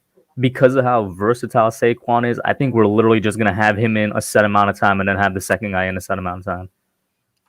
Now, granted, I would like if that guy can run the ball, not like Saquon, but like if the running back we get, if he's a great all-around back and can run and catch and block, I repeat, ladies and gentlemen, block is more important things than just running the ball with the running back. It's more important than catching. Can he block? That's the thing. Can the running back block in pass sets? That's what I'm looking for because that's the biggest knock on Saquon. He's horrible in blocking out the backfield. That's what makes Ezekiel Elliott so deadly. Ezekiel Elliott is the best pass blocker running back in the league. So it's like I'm really more concerned with Kenny Block because I really feel like the best way to help Daniel Jones, if your offensive line isn't that good, running backs, can you block? Tight ends, can you block? And we got Kyle Rudolph, so we. Good point. Yeah, I hope Kyle Rudolph is the number 1, even though I know he's not going to be. Shit, I think he will be. I think all it's going to take is Evan Ingram to fuck up one Bro, game. with the way that Judge loves Ingram, I don't know. Yeah, good point. Good point. That's why I really think like it's to a point now where we need a miracle. We need Kyle Pitts to fall to us just to get. We need to get this. But you know what, though? I'm gonna be honest. As much as he loves Evan Ingram, I think it's gonna get to a point where it's like, look. I mean, I hope. But I will say this. I'll say this at the same time, Fisk. Because Ingram is not going to be like the main target this year, he's literally, and he should be. Like when the season starts, if he is not this, then we messed up. But he should be the 4th target. Like all 3 of our receivers and Saquon should be ahead of him.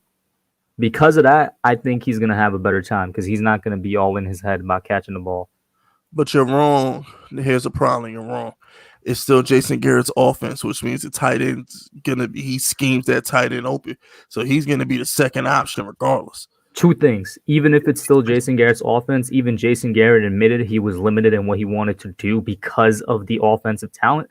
So that's what I'm saying. If he's one of the main targets again, we messed up because that means he's the main target from an offensive talent standpoint. And then second, what I was saying earlier, I don't think it's going to be Jason Garrett's offense because we brought in a guy to rewrite the offense. Yeah, we brought in a guy. But here's the thing, though. They're still going to run that Air Coryell, Jason Garrett style offense because I don't think it's going to be Air Coryell style, but it's simply because of the talent. He should not be, and he will not be. That's what I'm saying. If he is, we messed up. Scheme, because it's the thing. When you got Kenny Golladay flying over the top, and then even if it's Darius Slayton or John Ross on the opposite side, that's another burner. And you have Saquon in the backfield. He should be the fourth guy, bro. Ingram should be the fourth guy. No, but that's the problem, though. It doesn't work. But that's the thing, though. It doesn't work by options. It works by coverage. So Evan Ingram's going to be open all season. So he's not because he's Evan Ingram. No, but that's the thing. Evan Ingram's always open. He just can't catch. And you think Daniel Jones is about to throw it to a dude that can't catch? Shit, I hope not. But he did it last year. Because that's my point. Because he had no choice, bro. He literally had no choice. I hope not. That's what I'm saying. He had no choice. If we're in a position where Evan Ingram is the main target, then we messed up somewhere. That's my point. I just think that it's one of those situations where it's like, bro, it's like Ruben Randall.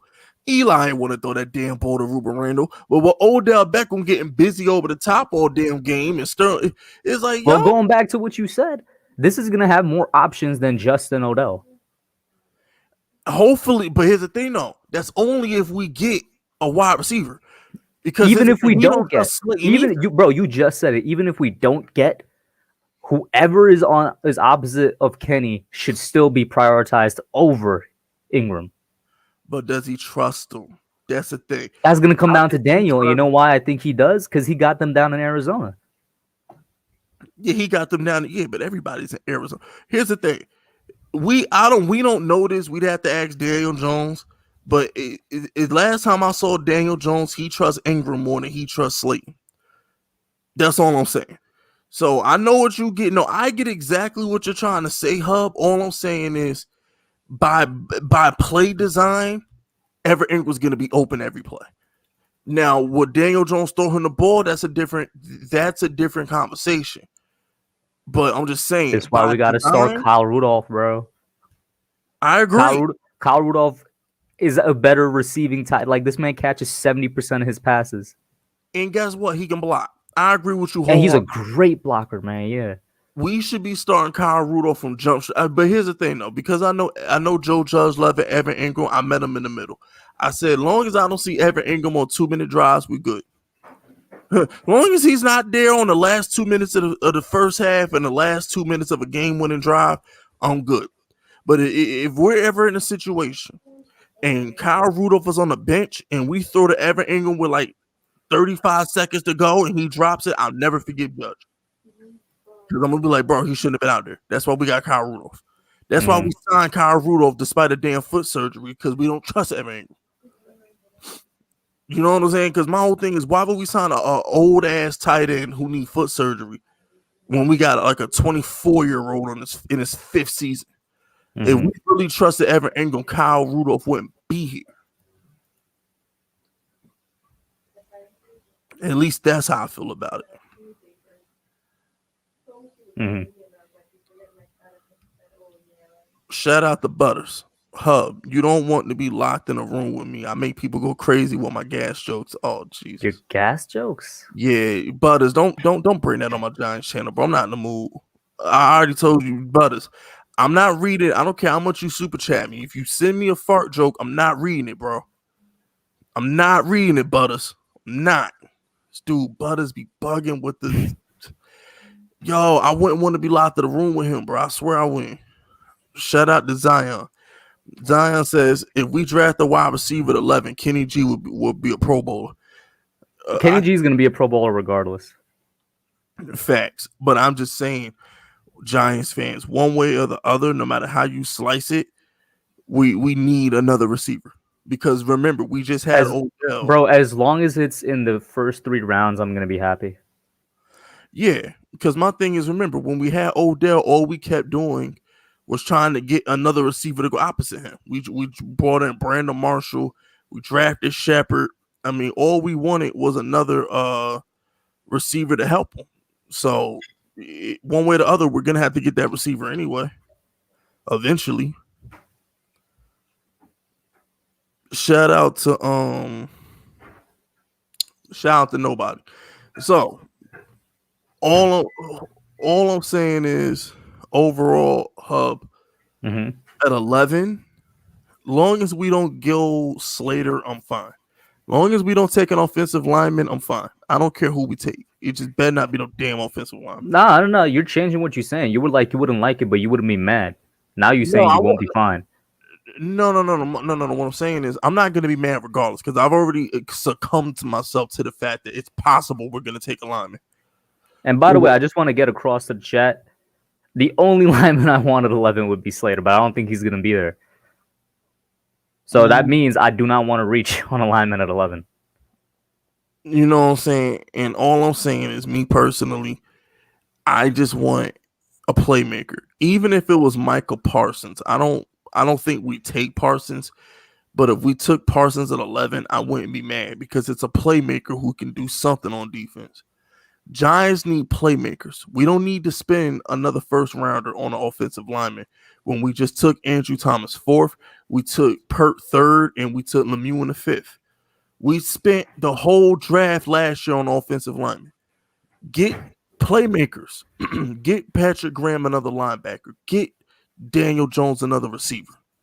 That's all I'm saying. I want one of the Bama boys. Bottom line, I want one of the Bama boys.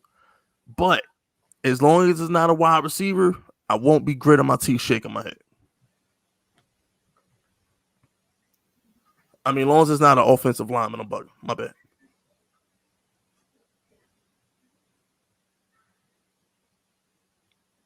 Yeah, you could get the super chat. No, I hear you. Shout out to Butters. Butters says, by the way, Donnie new name is Humpty Dumpty Donnie. Nah, Donnie got the COVID right now. Butters, be nice to Donnie. Donnie got COVID right now. Be nice. But so what would piss you off at 11? I've been telling the viewers on my channel, there's nothing that would piss me off at 11, because I forgot about the existence of one dude. If we take Greg Rousseau, I'd be angry. I don't want Greg Rousseau. I don't believe Greg Rousseau is even a first-round pick in this class. That's the only player that I really don't want, Gregory Rousseau. I see somebody in the chat saying that Waddle over Smith. But let me ask you a question. Let's say Waddle turns into Tyreek Hill, and I'm right about Devonta Smith, and he turns into Marvin Harrison. You mean to tell me you would rather have Tyreek Hill over Marvin Harrison? You're really arguing semantics at this point, though. I mean, I personally have Waddle over Smith, but like anybody that doesn't realize all 3 of these wide receivers are about to be like number 1 dudes in the NFL, like, come on now. All 3 of them are going to be great. I hope so. Well, I just hope whatever one we take, if we take one, is great. Shout out to Don Piriocho. I prefer Marshall Jr. from LSU in the 2nd round. Yeah, I would. If Terrace Marshall is there in the 2nd round, bro, that's the guy I had in my top 5.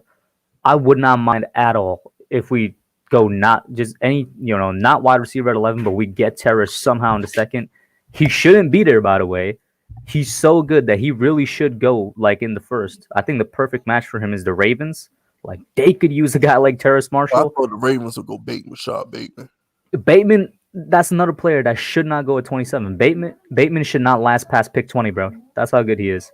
There's certain players that should not last past certain picks, but they can. You know what I'm saying? Shout out the Biological Butters. You of all people should know I'm not nice. I show no mercy to my enemies. Well, you know what? I can't be mad at you, bro. They do be shitting on you. Yo, I don't believe this is CEO. I don't know who this fake ass YTC is. I don't. First of all, CEO not gonna impersonate nobody. I'm sorry, but this motherfucker, he gotta go.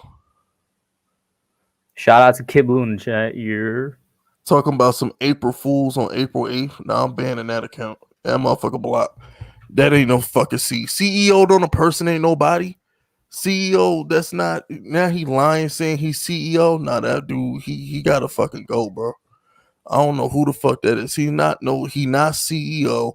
He not YTC. He ain't none of that shit. He just a fucking troll on trying to bite other people's accounts, bro. I'm not with that shit. Mm-hmm. Facts. 27 squad in the house now. Oh, what up, Kid Blue? Oh my gosh, just Kid Blue. Ah, Kid Blue. Wait, what? Oh my gosh.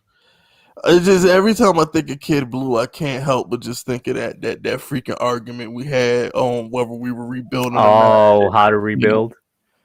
Yeah, that's what I'm saying. Like Giants. Then you gotta finish it then and get them on. No, we did finish it. I won. Giants were trying to win now. They wasn't no rebuilding. I won. Ain't no finish it. He got hold that L. Because teams that aren't trying to win don't go out and spend money on big time free agents and shit. Period. Giants the only team rebuilding with no cap space. We ain't getting into this right now. We gonna leave that alone. But nah, overall, I think the Giants are in a good spot. I really think we need to take a Bama boy if he's there. Kyle Pitts, if by some miracle he falls. We need to take a playmaker because once again, Giants fans, just because we have Kenny Golladay does not mean we're done with the receiving corps. Shepard got 1 year left in his deal. He's always hurt. John Ross is on a 1 year proven deal, and Darius Slayton is trash. So it's not like our wide receiving corps is just some impenetrable force that can't be shot. It can't be shut down. Okay? We need to take one of these Bama boys, shore up the wide receivers. The offensive line, in my humble opinion, is fine. Give these boys time to play together. We're going to have a healthy Andrew Thomas. Perk looked every bit as good as Andrew Thomas at stretches during the season last year. I know Hub don't want to hear that, but he did. Wait, repeat that. I missed it. What'd you say? I said Pert looked every bit as good as Andrew Thomas did during some points in the season. If you're going to say that, all I'm going to say in return is that Pert was fully healthy and Thomas was not. Yeah, but Thomas is the 4th pick in the draft, and Pert was and Thomas was playing on one leg. Like, come on, bro. I get this man was playing on one leg. The entire season. But what I'm saying is give Pert chance to get an off season. I am giving, bro. FISK, I don't think you realize last year, me and Kid Blue actually were the only people that mocked both Matt Pert and Andrew Thomas to the Giants. We wanted both of them. So I'm a Pert fan. I'm just saying. Thomas, give the man his credit. 1 leg and he still did his thing. Nah, I thought Andrew Thomas got a bad rap last year. A lot of people said we picked the wrong tackle. I thought he was decent. You know what I'm saying? He wasn't Tristan Wirfs, but I thought he was pretty good last year. And this is why, and Tristan Wirfs is good, don't get me wrong. But I think Thomas is better than Wirfs because Wirfs has a lot of help. Wirfs is playing with Tom Brady, and he's playing on a really good Bucs side next to Gronk. On the right side next to Gronk with a consistent offensive line. You know what I'm saying? What was I saying earlier? Got the best left guard in the league, Marpet. Like Pert had a lot of, not Pert. Wirfs had a lot of help. Granted, I still think he's really good, but the man had a lot of help. Facts. Shout out the word Pert was hurt too. I didn't know that. Shout out to Kid Blue. I didn't know Pert was hurt too. No, he says Pert is my guy. What did he say? No. He just said was it Kid Blue or Talking Giants? One of them. He said Jordan Rannon came out today. For how long? If Pert was hurt, it makes sense because it looked as the season went on, they decreased his snaps, so maybe in the second half. But we know Thomas was hurt for the entire season. Oh no, Thomas was hurt for the entire season. But I'm just saying, as far as like, I just think Pert's gonna be good. That's all. But shout out to Butters. Pert's bro. Call me crazy. If Pert could get his act together, he could be like as good as Mekhi Becton because he's Mekhi Becton size. Word. and we got him in the 3rd round. We didn't have to waste. What did the Jets take him with? Like it was 11th, I think. Pick? I think it was like 11th. I think. Don't quote me, but it was like around 11. It was a high pick. Shout out to Butters. I'm about to show no mercy to this Mahomes loving tomorrow. Time to unleash the demon inside of me. God bless whoever beefing with Butters, bro. Butters about to. Hey, there's the real CEO. Shout out to my dude CEO. CEO says, "What's good, FISK and Hub? What up, CEO? What up, man? CEO, somebody was impersonating you a minute ago. I had to block him. Somebody was definitely impersonating you, CEO. He was impersonating you. He's impersonating YTC. He had to be blocked. Shout out to Nah, ain't no shout out to nobody. Okay, so we covered who we want with the 11th pick. We covered our first 3-round mock drafts. Now I'm gonna play a little game with you called Who is our biggest threat for the division? I'm going Dallas. Who you going with? I'm going Washington. Oh my fucking! Why? Because I don't believe in Dallas. I get told every single year Dallas is the biggest threat to us in the division, and they never are. I'm done with Dallas. I used to be picking Dallas. I don't believe in them at all. And don't give me Dak when Dak is back healthy. When Dak was healthy, they were 1-3. No, I agree with you. I didn't say Dallas was good. I just said they was the biggest threat to us. No, that's why Dallas ain't no threat to me. Washington, and don't get it twisted. I'm not scared of Washington. We own Washington. We beat Washington with our eyes closed. Even when we were trash, we owned Washington. But by default, like literally by default, they're the biggest threat in my opinion. Eagles ain't gonna be anything. Dallas is the Cowboys, so it just leaves Washington. But just real quick, I just want to say, and I do give respect to the defense, but they still not a threat to me. But my thing is like I don't what makes Washington good? What's so special about them? What's scary about Washington? What do they? Well, I mean, their defense is scary. To be fair, how they have no secondary? How is their defense scary? They have no. Are you kidding me? They have one of the best secondaries in the league. Going into this season, they got one of the best secondaries in the league. Yes. Leaving last season, they had a top 10 one, and then they got Will Jackson to add to it, making it one of the best. So wait a minute. Hold on. Who's their cover corner? Who's their cover safeties?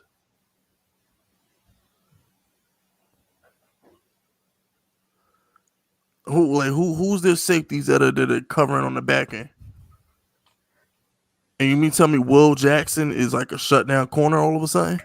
He was a shutdown corner in Cincinnati. Let's not play this all of a sudden game. Giants fans wanted Will Jackson for a reason.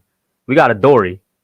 Will is better. Don't get it twisted. Will is better, but the combo with Dory and James Bradbury is obviously one of the best in the league. How many stops did that Bengals defense get last year? What happened? And how many stops did the Bengal defense get last year? Well, I said Will Jackson's a shutdown corner. I didn't say he's like a dude that carries an entire defense on his back. But let's look at the facts. The facts are last year Washington had a top 10 pass defense. This year they added somebody to it, making it better. And they didn't just add any random person. They added one of the best number 2 corners in the entire league.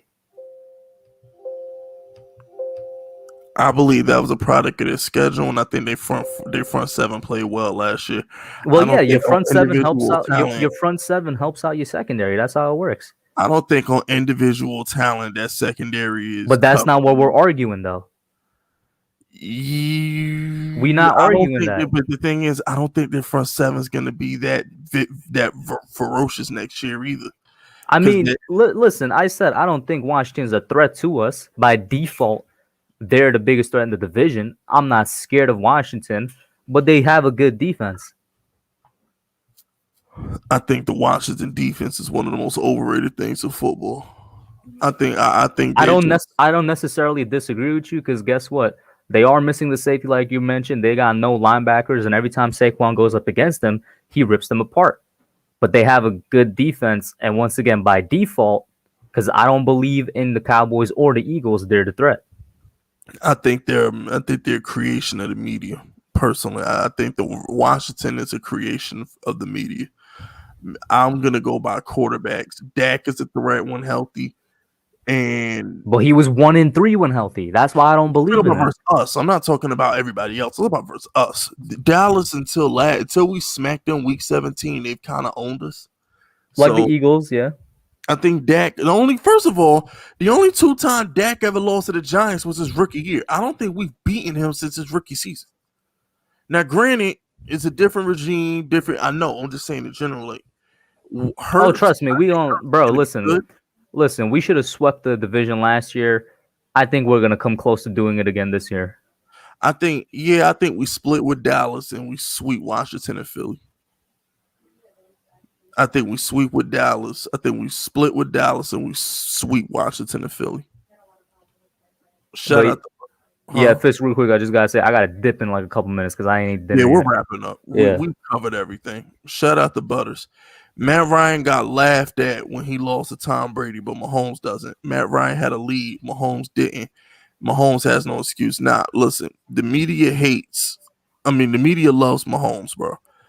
Like, if any other quarterback folded that bad in the Super Bowl, they'd be getting killed for it. But because the media loves Mahomes, they're going to blame the offensive line and they're going to big up Tom Brady. But I think Hub can agree with me. If that was Tony Romo or Dak Prescott who lost a Super Bowl that bad, the media will be all over.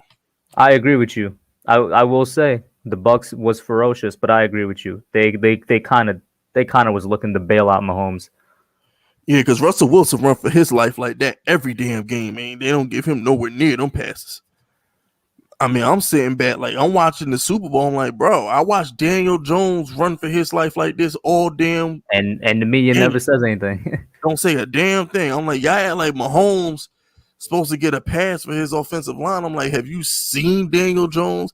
Have you seen a Russell Wilson game? Like, bro, like, y'all act like all these teams got offensive lines. I'm like, no, most quarterbacks in the league deal with bullshit lines. Unless you're Aaron Rodgers or you're Tom Brady, or Drew Brees, there's not a lot of great offensive lines in the league, bro. And even Aaron Rodgers, when he lost Bakari, he was looking a little suspect. So, Hub, do you have anything you need to plug while you in here, brother? I don't got anything I need to plug. I mean, I just came across some on Twitter. Real quick. I want to cover this real quick because I hold this opinion. I think Mike Tomlin is an overrated coach. What about you? I just came across some on Twitter that was saying, never forget how he's never had a losing season. I'm like, yeah, but he's also kind of overrated. That's a tricky question because I did say fire Mike Tomlin after he lost. I've said fire Mike Tomlin twice. I said fire him after he lost to Blake Bortles, and I said fire him after that Cleveland loss. Mm-hmm. Here's what I'm gonna say about Mike. He's a great regular season coach, but the reason I call him overrated is because he always chokes in the playoffs. And that's what I'm gonna go to. He's overrated in as far as they lose to too many bad teams.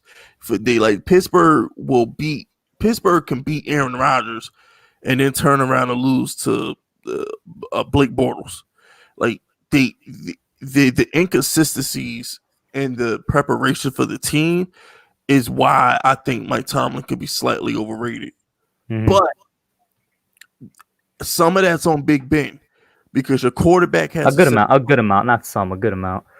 So, because if I'm gonna hold Eli Manning accountable, I gotta hold Big Ben accountable too. Like, some of that's on your quarterback. Where we've seen Tom Brady go to Tampa and just change the whole damn culture. So it's like some of that shit falls on your quarterback. You feel me? So yeah, Mike Tomlin, he has his faults, but damn it, Big Ben be choking hard in them games. So, Mike Tomlin, all he can do is mean mug you and give you a mean ass pep talk before the game. He can't go out there, throw the ball and catch it.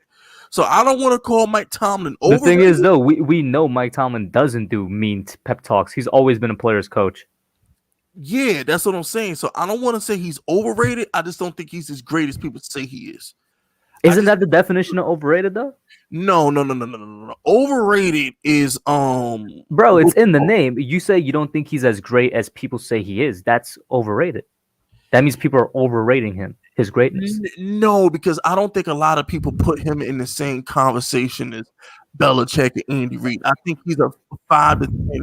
He's So ranked it's a small overrating. It's a small slight overrated, but it's still overrated. Slightly, but 5 to 10 is where he belongs, though. And that 5 to 10 range is where he belongs.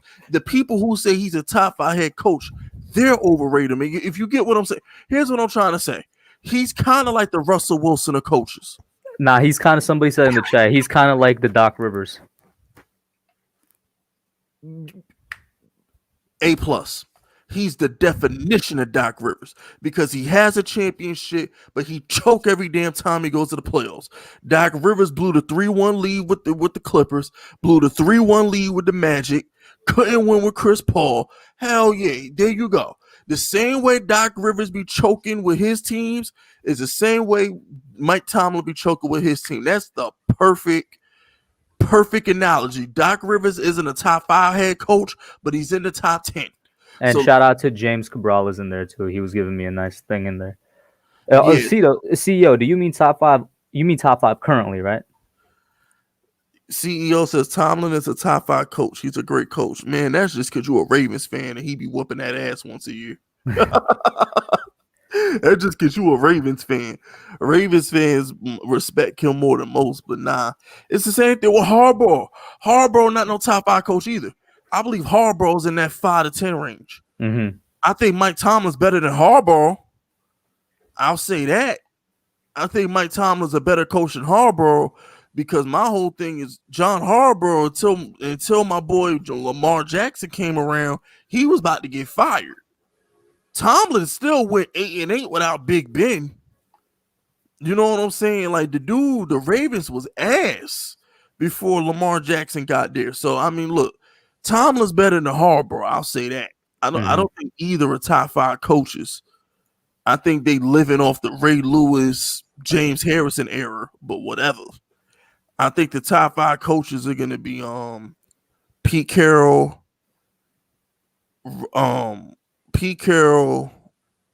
Belichick, Andy Reid. What's my guy's name in oh my gosh, I'm trying to freaking blank, bro. The guy in Buffalo, I don't fucking know his name, but he's great. Oh yeah, I'm forgetting his name for some reason too. Yeah, I can't think of his name, but the guy in Buffalo, I think because he was doing a good job of that team before Josh Allen got there. He had them going in the right direction even before Josh Allen became like Josh Allen. And there's one more coach who I'm thinking of. It's at the tip of my tongue. Bingo. Sean McVay.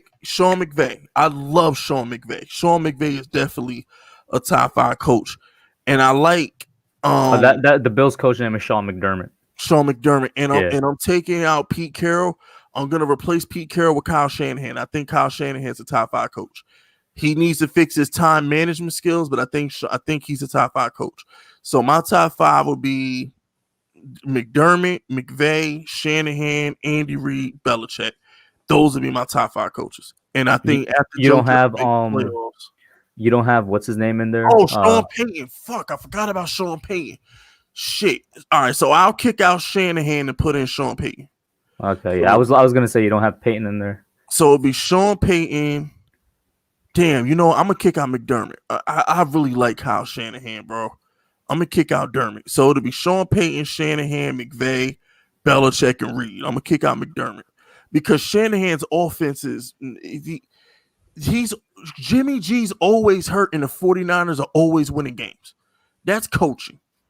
You feel me? That's coaching. Frank Reich is good, but nah. Well, yeah, Frank Reich is good too. What about Frank Reich is good. What about why am I forgetting his name, man? Tampa's coach. I'm forgetting this man's name. Bruce Arians. That's Tom Brady. Get the fuck out of here. You don't even think he's a top 10 coach? No, that's Tom Brady and Todd Bowles. Get the fuck out of here.